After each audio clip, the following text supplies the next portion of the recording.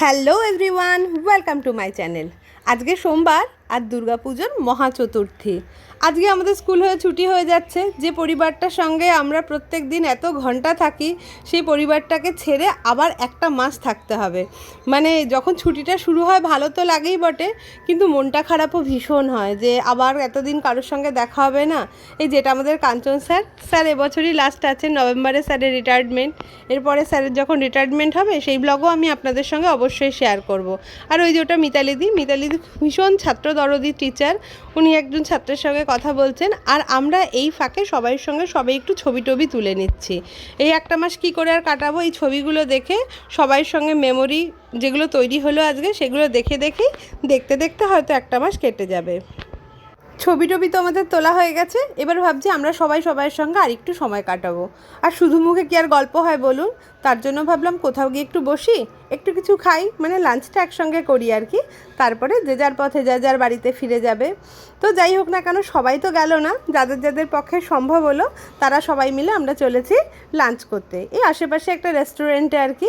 আর এই যে যাচ্ছি এখন আমাদের নেতাজি পার্কের পাশ দিয়ে, রাত্রিবেলা কিন্তু এখানকার দৃশ্য অসাধারণ লাগে। আকাশটা অন্ধকার কালো, তার উপর প্যান্ডেলটা এত সুন্দর শোভা পায় বলার কথা না। আর এই যে গাড়িতে পেছনে রূপাদি, সঙ্গীতাদি আর সাধনাদি রয়েছে, আর আমি বসেছি সামনে। আর বরুণদার গাড়ি, আর বরুণদাই ড্রাইভ করছে। তো কথা বলতে বলতে আমি এই যে রাস্তাটাতেই যাচ্ছি, এটা কিন্তু আমার পাড়ারই রাস্তা। আর এই যে আমরা মেন রোডে চলে এসেছি, যাবো সামনের একটা রেস্টুরেন্টে। ওখানে গিয়ে আরও আমাদের ম্যাডামরা অপেক্ষা করছে আমাদের জন্য। তো এটা আমি যখন থেকে এই স্কুলে এসেছি তখন থেকে দেখি এটা হয়, আর আমারও বেশ ভালো লাগে। মানে হয় না, স্কুলের বাইরে স্কুলের কলিগদের সঙ্গে একটু সময় কাটানো, সেটা খুব সুন্দর। আমার আগের স্কুলেও হতো মাঝে মাঝে, তবে এরকম নয়। আমরা তো তখন ইচ্ছে হলেই কোনো না কোনো সময় গিয়ে কেউ না কেউ কন্ট্রিবিউট করে আমরা খেয়ে নিতাম কিছু না কিছু। যাই হোক না কেন, আজকেও যাচ্ছি, সবাই মিলে বসবো, আনন্দ করব, হুল্লোড় করব। আর এই যে এক মাস থাকবো না, গল্প হবে না, সেটা আজকে একদম পুষিয়ে নেব গল্প করে। আর এই যে গল্প করতে করতে চলে এসেছি আমরা বাঙালিয়ানা রেস্টুরেন্টে। বললাম না সবাই অপেক্ষা করছে, এই যে সবাই এখানে অপেক্ষা করছে, আরও অনেকে আসবে। তো এখানেই আজকে আমরা দুপুরের খাবার খাবো, একটু গল্প করব, একটু আড্ডা দেবো। চলুন ভেতরে যাই। দুপাশ দিয়ে গাছ দিয়ে সাজানো সুন্দর একটা রেস্টুরেন্ট, আর খাবার দাবারও যথেষ্ট ভালো দেয়। আর এটার এক পাশে হলো এই যে বাদিকে যেটা দেখছেন, এই হলঘরটা আছে এখানে। আমি একটু নিজেকে দেখে নিলাম, ভীষণ আমি সেলফ অবসেস তো এর জন্য। যাই হোক, বাদিকে আছে যে রুমটা, বিশাল বড় হলঘর মতন, এখানে এসি প্রোভাইড করে। আর ডান পাশে দেখুন কোজি কুটির মতন এরকম ছোট ছোট ঘর করা রয়েছে। এগুলোতে না এসি নেই, তাই আমরা ওখানে গেলাম না। আর ওখানে সিটিং ক্যাপাসিটিটাও অনেক কম, তো আমরা আছি তো অনেকজন, তো তার জন্য মোটামুটি আমরা 12-15 জন আছি, তার জন্য আমরা ওখানে গেলাম না। আর এই হলটার মধ্যে না এসি আছে, তার জন্য সুবিধেও হবে না। গরম ভীষণ পড়েছে জানেন তো, ভীষণ একটা প্যাচে গরম ফিল হচ্ছে এখন।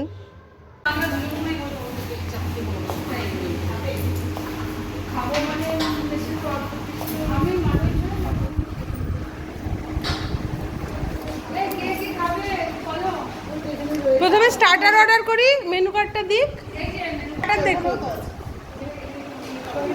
বলো না।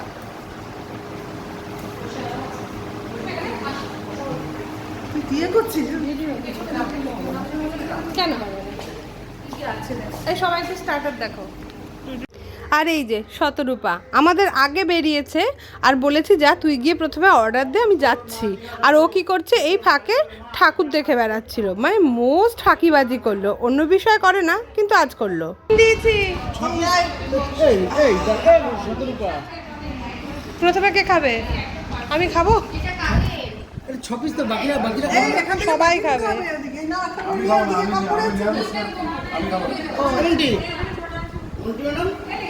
এটাকে এটার সঙ্গে চিয়ার্স করো, ধরো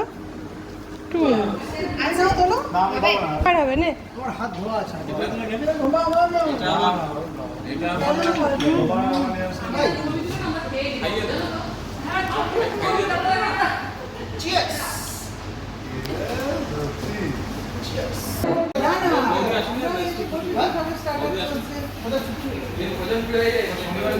ওই বৌদিদের শনিবারে ছুটি হয়ে গেছে।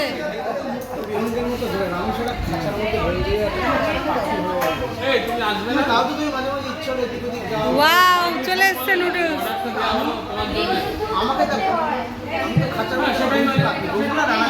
এই টেবিলে এটা বিবেকানন্দ দার। Thank you. তুই অতটা পারবি না। পারবো না। পারবে না। পারবো না। আরে পারবি। কই খাও। অতটা পারবো না। পারবে না না? এটা ভাগ করতে হবে।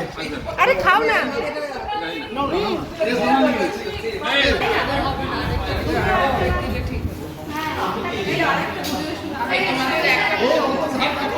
সবাই মিলে খুব মজা করে ফিশ ফিঙ্গারগুলো খেলাম। খুব ক্রিস্পি ছিল, সুন্দর ছিল আর টেস্টি ছিল।